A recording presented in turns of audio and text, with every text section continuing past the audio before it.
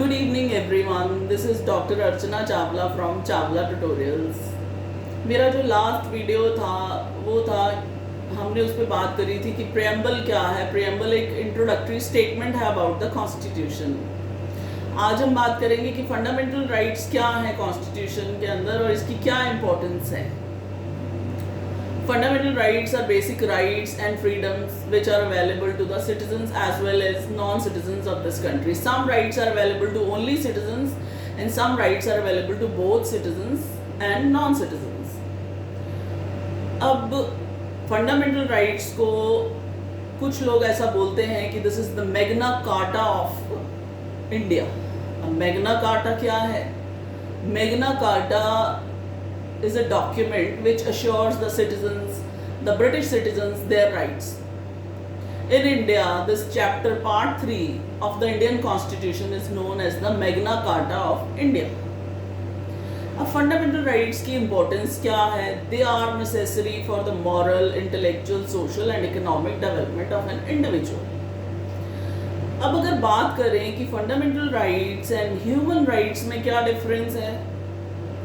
Human rights are inborn rights. Human rights, by birth we get all those rights like right to life, like right to work, right to have a family. Fundamental rights are guaranteed by the Constitution. They are guaranteed by the Constitution of India. अब ordinary rights जो हैं, they are protected by the ordinary law of the land. And fundamental rights are protected by the Indian Constitution.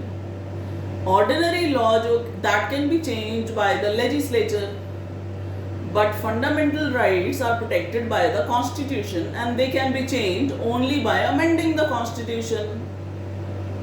And Indian Constitution, as you know, is that partly rigid and partly flexible. कि अगर इसको amend करना है तो there are 3 methods. अब अगर बात करें कि फंडामेंटल राइट्स और IHL में क्या डिफरेंस है. Fundamental rights are granted by the constitution of India. IHL is international humanitarian law.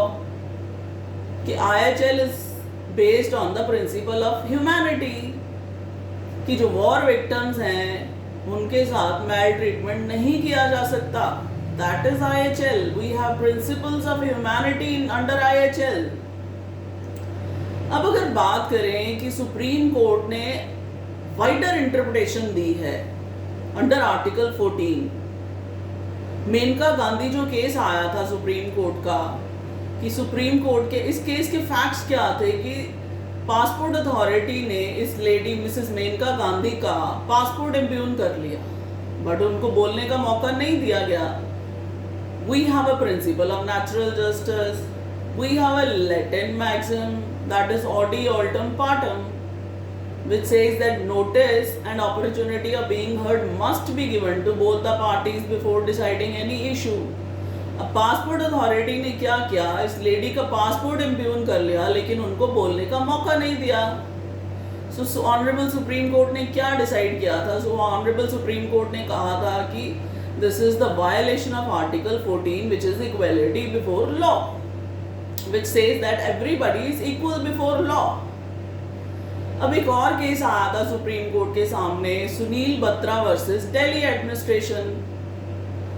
अब सुनील बत्रा ने जेल से एक लेटर लिखी थी ऑनरेबल सुप्रीम कोर्ट को जिसमें उसने लिखा था कि मेरा जो एक साथी कॉन्विक्ट है उसके साथ मैल ट्रीटमेंट किया जा रहा है, जेल के अंदर बार्बरस ट्रीटमेंट किया जा रहा है. This case was the case against solitary confinement and bar fetters. अब solitary confinement क्या है कि एक कैदी को एक लिमिट तक ही सेपरेट सेल में रखा जा सकता है. एंड बार फेटर्स क्या है कि अगर उसके पैरों में संगल डालने की ज़रूरत है तो वो जब ज़रूरत है तभी डाल सकते हैं, ऐसे नहीं डाल सकते हैं. कि उसके साथ अगर मैल ट्रीटमेंट करेंगे, उसके साथ इस तरह का बार्बरस ट्रीटमेंट करेंगे तो ऑनरेबल सुप्रीम कोर्ट ने कहा था कि इससे कैदी जंगली हो जाएगा, उसके साथ इन ह्यूमन ट्रीटमेंट नहीं कर सकते इस तरह से. और सुप्रीम कोर्ट इस बंदे सुनील बत्रा ने एक लेटर लिखी थी सुप्रीम कोर्ट को and supreme court took it as a writ petition. और उसको रिलीफ दिया गया था उसके जो साथी कैदी को। अब सुप्रीम कोर्ट की अगर हम जजमेंट्स देखें अंडर आर्टिकल 21, तो सुनील बत्रा केस में सुप्रीम कोर्ट ने कहा था this is the violation of article 21 also which is right to life. Article 21 is a very wide article. It covers a number of things. Supreme court के इसके अंदर we have a number of decisions जिसके अंदर supreme court ने wider interpretation दिया article 21 को। अब एक सुप्रीम कोर्ट की अगर हम बात करें in a number of cases like Vishakha case, like MC Mehta case, MC Mehta के जो नंबर ऑफ केसेस हैं जिसमें उन्होंने PIL फाइल करके एनवायरनमेंट की प्रोटेक्शन की, CNG स्टार्ट कराई। अब PIL क्या है? PIL is a public interest litigation इसको बोलते हैं। Now the locus standi have been changed. पहले आपका फंडामेंटल राइट वायलेट होता था तो आप इस ऑनरेबल सुप्रीम कोर्ट के आगे मूव कर सकते थे या ऑनरेबल हाई कोर्ट के आगे मूव कर सकते थे। Now the locus standi have been changed. Any person on behalf of the aggrieved person can approach the court and file a case. अब अगर हम बात करें कि what is the difference between fundamental rights and directive principles?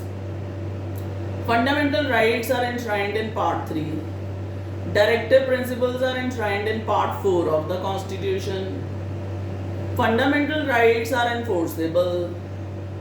कैसे enforce किया जाता है उनको? We have 5 kinds of writs in the constitution which is habeas corpus, mandamus, quo warranto, prohibition and सर्चरी।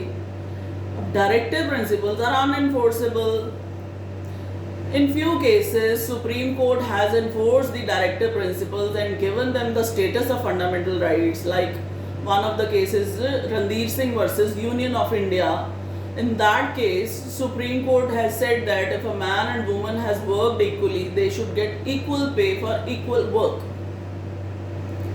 अब अगर बात करें कि डायरेक्टिव प्रिंसिपल्स को अनएनफोर्सेबल क्यों बोलते हैं और इनको फिर रखा ही क्यों गया कॉन्स्टिट्यूशन के अंदर, तो डायरेक्टिव प्रिंसिपल्स जो हैं they are fundamental in the governance of the country.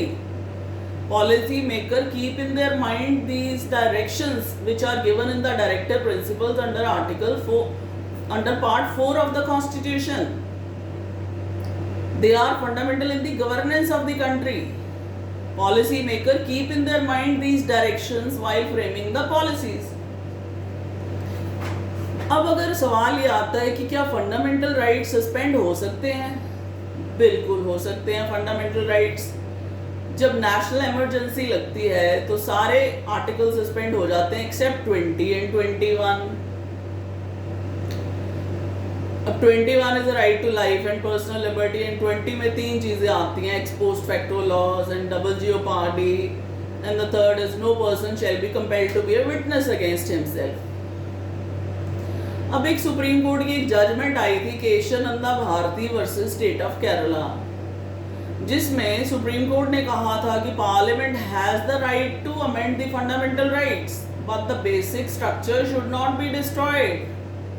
Basic structure mean basic features of the constitution which cannot be destroyed. Supreme Court की एक और decision था Minerva Mills case.